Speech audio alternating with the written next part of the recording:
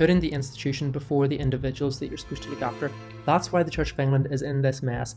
That's why Stephen Cottrell's apologies just ring hollow. Again and again and again, it's damage control. I don't think Stephen Cottrell's apologies are worth crap. When Justin Welby was accused of failing to stop an abuser in the Church of England, Stephen Cottrell, then Archbishop of York, said that resigning was the right and honourable thing to do. Now, he has been accused of failing to stop an abuser in the Church of England. It was a priest under his charge, and in a lot of ways, this is actually worse than the case with Welby, and I don't see any other choice but for him to resign. Cathy Newman of Channel 4 News breaks this story here. She has done a whole lot of work around this and with Justin Welby, but let's have a look at the story and see what we think. Stephen Cottrell takes over the Archbishop of Canterbury's official duties as leader of the Church of England in exactly 3 weeks' time. But after Justin Welby's historic resignation over the abuse scandal, now the Archbishop of York is himself accused of failing to dismiss a priest accused of grooming teenage girls. Stephen Cottrell has faced repeated questions about how he's handled abuse cases. 4 years ago, as soon as he was installed as Archbishop here in York, he apologised for failing to take proper action against a priest accused of domestic abuse. The same year, he said sorry to a man raped as a teenager by another vicar. Now we reveal fresh concerns about how he dealt with sexual assault allegations in his previous job. Okay, so we're going to see a lot of apologies he makes, a lot of things that he says, and given how this, like the timeline of all this, these apologies just totally ring hollow. His words are empty and vacuous and meaningless. They've proven to be because of the accusations that he's faced, the things that he has said, like, oh, I apologise, and then more stuff comes out and then he apologises again. It's not good. Stephen Cottrell was Bishop of Chelmsford for a decade from 2010. One of his rectors in the same diocese was this man, David Tudor. A woman we're calling Cordelia accuses Tudor of sexually assaulting her multiple times in Surrey in the 1980s. The first time when she was just 15 and he was a school chaplain in his late 20s. I have the privilege and the responsibility of working with teenagers. Youth ministry is my job, and part of that is to care for and protect these young lives, to nurture them and champion them, to help them through difficult things they're going through, to help them see their value and their worth and who God made them to be, the infinite beauty and wonder of that. And so to take advantage, to be in a position where that is your role, that's the responsibility that you have, and that's what you should be doing. To be in that position and then take advantage of it is just disgusting. It is awful. And Jesus really hates it. Any abuse of any kind, abuse especially against children, young people, Jesus really hates that. And we're going to look at some scripture that just kind of speaks to this, but we'll keep going. I hadn't had many periods at that time, and I had a really bad one that day, and it was really hot and I felt really unwell. So I went back to his house because I needed to wash some of my clothes, and so he told me to wait in his bedroom while that took place, and that's when it happened for the first time, and something in me broke that day, and my whole sense of the world changed. So I don't know what the context is or the relationship there. It doesn't go into a whole lot of detail, but the fact that she's going to his house to wash some clothes and stuff, clearly there's some sort of relationship there, and there's some sort of trust between this girl and this priest, David Tudor. And so clearly this is one that this man, David Tudor, had fostered and developed with evil intentions. This is calculated and it's really, really wicked. And to clarify, the problem here, obviously that's the main issue.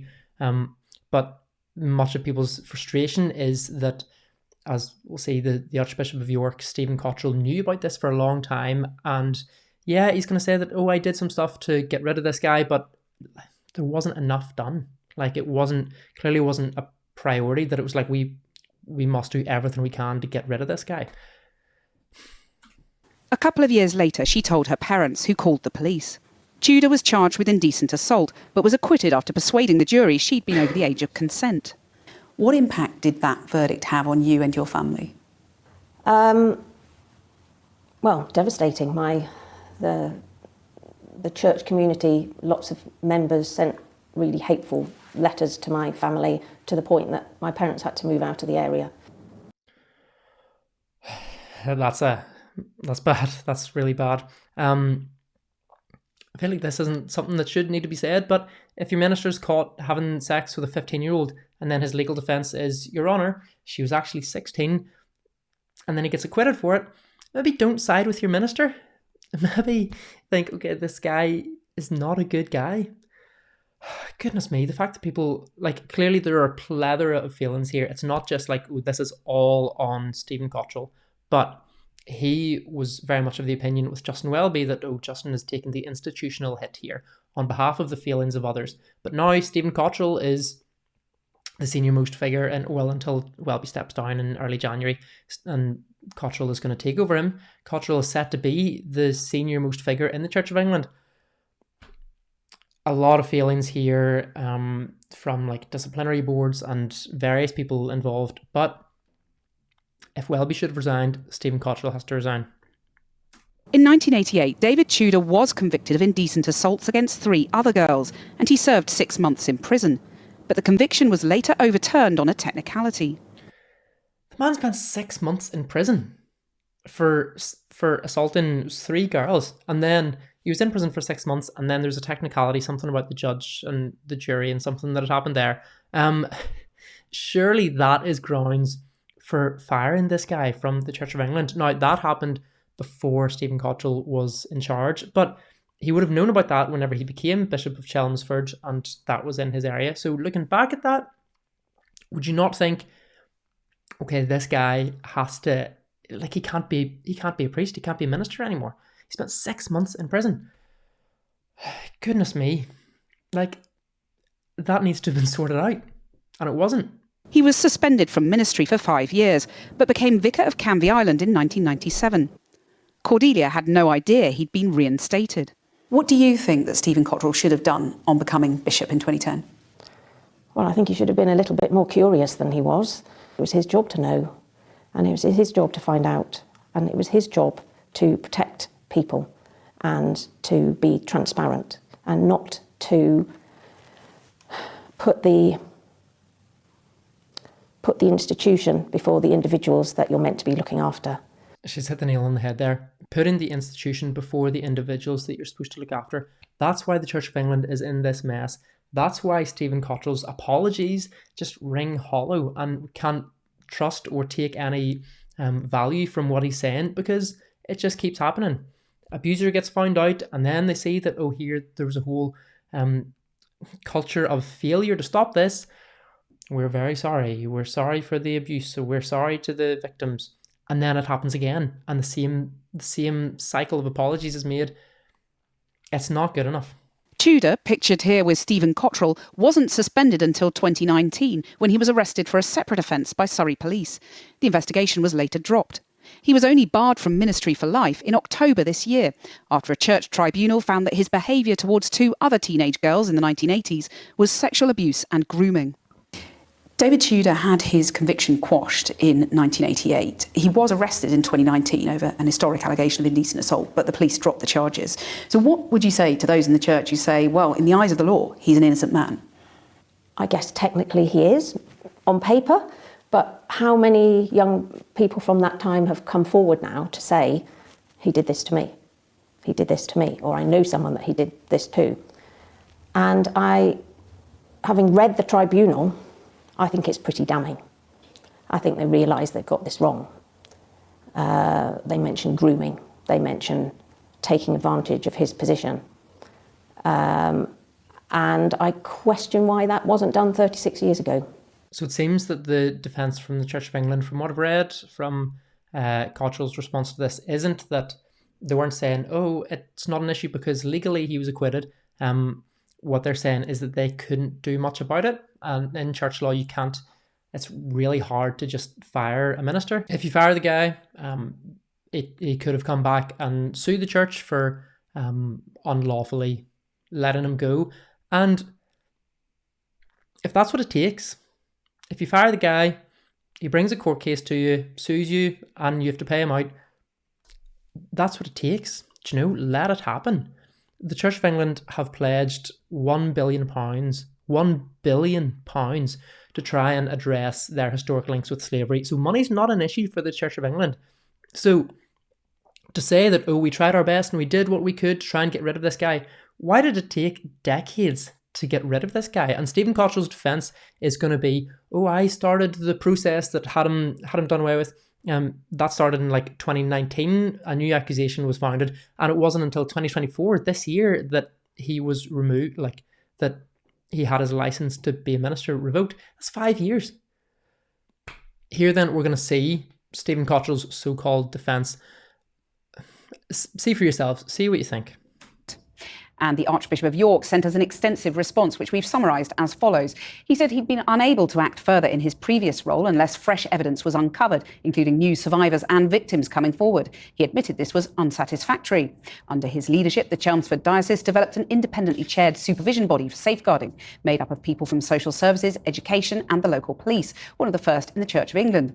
As soon as the opportunity arose in 2019, Stephen Cottrell says he did take decisive action to suspend David Tudor, putting in motion the steps that led to him being removed from office. He paid tribute to the bravery of victims and survivors, saying he understood their frustration and hurt. He said he'd like to meet with Cordelia and offer her a bespoke apology. That's not that's not an apology. The stuff that he said there, and I get that, yes, this is Channel 4's their summary of what he said, but that's not an apology. What he's saying there is that I couldn't do any more. I did as much as I could, and I know it's not satisfactory, but I've actually done a really great job at safeguarding and making sure that all the things are right. And I'm actually the guy who got David Tudor kicked out, and that was started by me. And if Cordelia wants to meet, I can offer her a bespoke apology. I wonder if those were his words or whether that was Channel 4's take on his words. I don't have a personal vested interest in this. I had never heard of David Tudor before this. I'm in the Church of Ireland rather than the Church of England. But I don't think Stephen Cottrell's apologies are worth crap. I think they are empty and vacuous. And this is, rather than being an actual apology and repentance, this is damage control. Again and again and again, it's damage control. What he did in the past to stop this wasn't good enough. He didn't do enough. And then his response to this is, I know that it maybe was unsatisfactory, but I did everything I could. No. Don't tell me that this priest can sexually assault a 15-year-old girl, but then it's okay because she was 16, and then go on and have multiple charges from the police, multiple instances where he's been accused of stuff, and then it takes from the 80s until 2024 to have his license to be a priest revoked. Don't tell me that's how long it takes. Don't tell me that's doing the most that you can. Clearly, this has not been a priority. And then to turn around and say, we really value victims, we want to offer support. No. Stephen Cottrell needs to resign because this is shameful and disgusting. He didn't do enough. And if he said that Justin Welby should resign and take the institutional hit, then he's got to resign because this is worse. He saw what happened with Welby. And I'm sure there are many other bishops and priests in the Church of England and the Church of Ireland who are sweating it out at the minute. But how many reporters at Channel 4 or BBC have a list of names of people within the church and connected to the church who have done similar things? You're going to be found out. Let's take a quick look at what Jesus says, not about this specifically, but I think these words are really relevant. As you would imagine, Jesus, not a fan of this. Matthew chapter 18, verses 1 to 9. At that time, the disciples came to Jesus and asked, "Who then is the greatest in the kingdom of heaven?" He called a little child to him, and placed the child among them. And he said, "Truly I tell you, unless you change and become like little children, you will never enter the kingdom of heaven. Therefore, whoever takes the lowly position of this child is the greatest in the kingdom of heaven, and whoever welcomes one such child in my name welcomes me. If anyone causes one of these little ones, those who believe in me, to stumble, It would be better for them to have a large millstone hung around their neck and to be drowned in the depths of the sea. Woe to the world because of the things that cause people to stumble. Such things must come, but woe to the person through whom they come. If your hand or your foot causes you to stumble, cut it off and throw it away. It's better for you to enter life maimed or crippled than to have 2 hands or 2 feet and be thrown into eternal fire. And if your eye causes you to stumble, gouge it out and throw it away. It's better for you to enter life with 1 eye than to have 2 eyes and to be thrown into the fire of hell. So, having a look here, Jesus clearly places a really high value on children. In them, he sees a kind of trust and dependence that they have for other people. And he's like, this is the sort of trust and dependence that you need to have on the Father. So, if you recognize this about children, whenever Jesus says, whoever takes the lowly position of this child is the greatest in the kingdom of heaven, that's that posture towards the Father. Whoever welcomes one such child in my name welcomes me. Jesus recognizes that. Jesus is saying that if you recognize this about children, then you're seeing something of me, something of Jesus in that child. But then he turns to causing to stumble. If anyone causes one of these little ones to stumble, those who believe in me, it would be better for them to have a large millstone hung around their neck and to be drowned in the depths of the sea.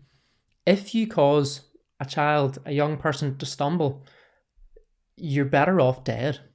Like, that is what Jesus is saying. It would be better for you to die than to cause some sort of harm, cause this to someone. It is such a terrible thing to cause harm to a child. And this is what has been allowed to happen in the Church of England, and I'm sure elsewhere. I remember whenever it all was happening in Ireland with the Roman Catholic Church, and then further afield, Roman Catholic Church. And there was a sense of like, oh my goodness, I can't believe that's happening there. But it's happening here. Jesus says, woe to the world because of the things that cause people to stumble. Such things must come, but woe to the person through whom they come. This is going to happen. We live in a post-Eden world where the world hasn't been restored yet. We're not in glory with the Lord. So bad things are going to happen, but woe to the people who bring about these bad things. If that is you, then God opposes you and God is going to judge you. And the Bible says it is a terrible thing to fall into the hands of the living God, because he's a just God and he does have wrath against this. Whenever there's evil and wickedness in the world, God really hates that. This little bit, if your hand or your foot causes you to stumble, cut it off and throw it away. It's better for you to enter life maimed or crippled than to have 2 hands or 2 feet and be thrown into eternal fire. And if your eye causes you to stumble, gouge it out and throw it away. It's better for you to enter life with 1 eye than to have 2 eyes and be thrown into the fire of hell. Whenever it comes to like cutting sin out of your life, and this includes, I think, you could argue in the case of Stephen Cottrell here, the sin of omission, the sin of failing to do what you should do. Like the book of James says, if anyone knows the good they ought to do and they don't do it, they sin. The sin of omission here was failing to stop David Tudor from continuing to abuse people. Like, that was something that was allowed to happen, not just by Stephen Cottrell, in fairness, by many people, but Stephen Cottrell is the sort of figurehead and the lightning rod of this. No action is too extreme to stop that, provided it's like biblical. Okay, don't kill the guy. If it was going to cost Stephen Cottrell his reputation, his job, if it was going to cost the church money, going to cost him money, going to cost him career progression. He was Bishop of Chelmsford, went on to become Archbishop of York. Whatever it was going to cost, it's worth paying that cost to have stopped David Tudor from abusing more girls. And this didn't happen. And who knows how many more victims are going to come forward and say, yep, that happened to me, while Stephen Cottrell was Bishop of Chelmsford. Stephen Cottrell has failed. Shame on him. He needs to resign, rather than pumping out these carefully crafted apologies that really don't say a whole lot. Okay, see you soon. God bless.